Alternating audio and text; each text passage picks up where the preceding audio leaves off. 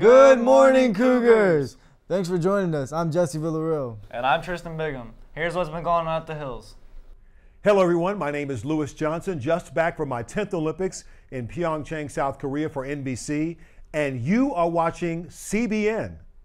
The JROTC crew had a fantastic field trip to the state capitol and to the Space Center in Houston. Jordan Douglas has all the excitement.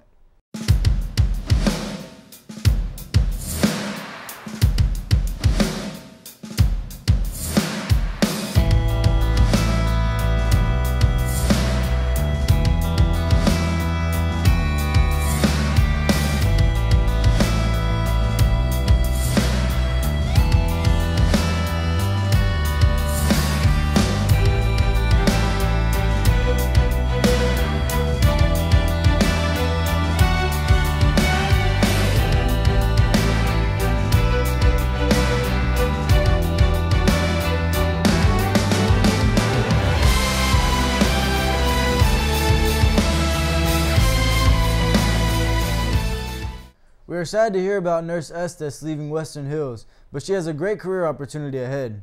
Here's Jaime Herbert with that. We've had teachers come and go, but this time we've got a nurse. I decided to sit down with our beloved school nurse and ask her a few questions and reminisce before she left.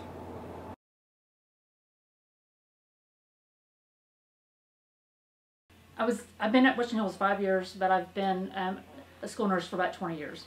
Okay. So I've done elementary for 10 years, middle school for 5 years, and I did high school for 5 years.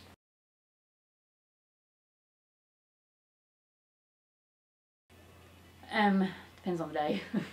Sometimes it could be 10 or 15, sometimes it could be 5. It just depends on the day and what time of year we're in. If it's wintertime, it'll be more because kids get sick in the winter, but as you get in spring, it's not as much.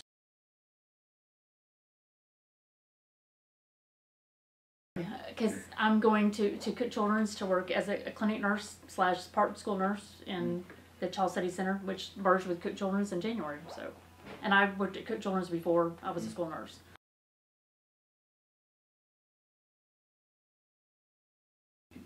Oh gosh, I'm fucking retire. I've had a few of those, but probably I can't really talk about because it's confidential. But I've had a few things that, yes, have, you know.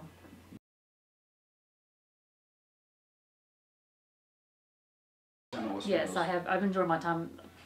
You're very much sure. I've made a lot of good friends and a lot of people I'm going to miss, and especially the students. I have a lot of students that I've gotten to know over the years, and I'm going to miss them.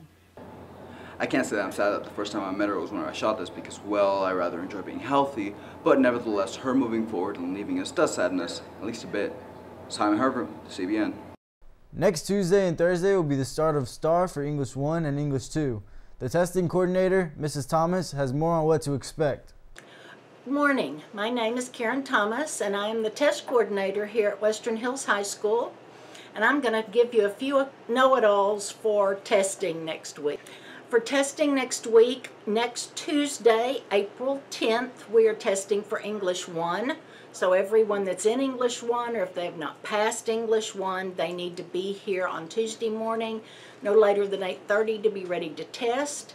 And on Thursday, April 12th, we will test for English 2. So everyone that's in English 2 or has not passed need to be here. The other things you need to remember is that you have to turn in your telephones, all telephones, to your teacher before you can test. My best advice is to leave it in your car, leave it at home. Just don't bring it because it has to be turned off. If your telephone were to go off in the classroom while everyone is testing, not only could your test be voided, but everyone in the room's test could be voided because we've had a telephone incident. So please make sure that you don't bring your telephones to class. Also, you cannot wear a hoodie during testing. Hoodies are not allowed. There are all sorts of things that can happen with hoodies on. So you need to make sure if it's cold next week that you bring a sweater or something without a hood on it. Other than that, you just need to be here for English testing. It's a 5-hour test. So we'll be here from whatever time we get started until whatever time the 5 hours is up. We'll provide you with a snack on those 2 days. So everybody just needs to make sure they've been coming to tutoring, listening to their English teachers, and ready to test. It's been 18 years since a tornado blew through downtown Fort Worth. Erica Garcia went out to see what some of our faculty remembers from that day. Now, all of this started with rain, followed by hail, tremendous winds, and then came those powerful tornadoes. It was just after rush hour, and much of nature's power was caught on videotape. 18 years ago, one of the worst tornadoes hit home. March 28, 2000, many homes and buildings were destroyed in the path. The F3 tornado left 2 dead as well as many injured. The tornado of the year 2000, I was actually in Fort Worth, and I had a friend that was working downtown. He was working in a store, I believe it was the Borders, or it was some store downtown, and he told me about it after the fact, that he was there when the tornado hit, and they had to take shelter. They had to run for cover. So I'm sure they all got down away from the windows, right? And in this instance, we talk about windows, how they can be dangerous. In this instance, that was very much a reality. The damage that tornado did to some of those buildings downtown, you could see all the windows that were busted out. Now, this is thick glass we're talking about, so it was pretty dangerous. Luckily, there wasn't too much loss of life there. It was very little. But it was still a pretty scary thing to go with for my friend. But he was fine, and everyone in the store was fine. So. Tonight, broken glass is everywhere. The only shelter the owner of this deli could find was a walk-in refrigerator. And this is all that remains of a prayer tower at a Fort Worth church. When the twister hit, people were calling to operators in the tower making prayer requests. Now, if you look closely here, you can see a small wooden bench. The workers huddled under that bench as the walls of the tower were being sucked out. And my wife and 2 new babies were home in Fort Worth, just down the street from downtown Fort Worth. I very well could have been downtown Fort Worth freelancing at several companies down there at that time. I worked at Computer City, which was part of the Tandy building, which got missed, but the building literally across the parking lot, that bank is the one that got hit and twisted the center columns inside of it, and it was pretty scary, seeing all the stuff all over the ground and papers everywhere. All the windows are busted out. So actually, I had been to a Little League baseball game in Grand Prairie, and we decided to go out to eat, and we were at a restaurant, and they made everyone get up and told us that we all need to go into the restrooms. And so everyone was kind of standing around the bar watching the TV, and so I watched the whole tornado live on television. It was pretty scary. Getting tired of eating all that junk food and looking for something to make at home as an easy snack? We're introducing a new segment called Cooking with Mama, starring Mrs. Fonville, for easy cooking recipes that you can do yourself. Hi, welcome to Mama's Kitchen. I'm here today because Luis Oviedo, you've been blowing up your ramen noodles in my microwave, and I think I've had enough. So today, we're gonna be making an egg sandwich so that you can know how to cook without using my microwave anymore. Now, let's get cooking with Mama.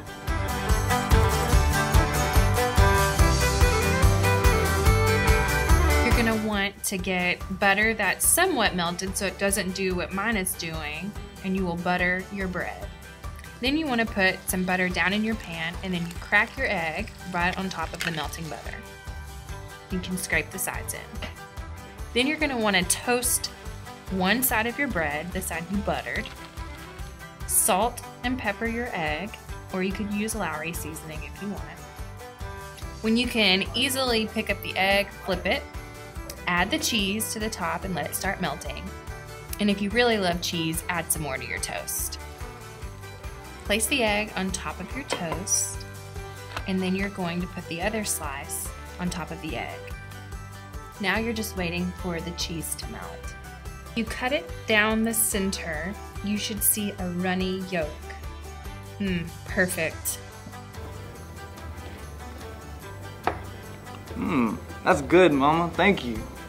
Now, that's good cooking with Mama, but don't take my word for it.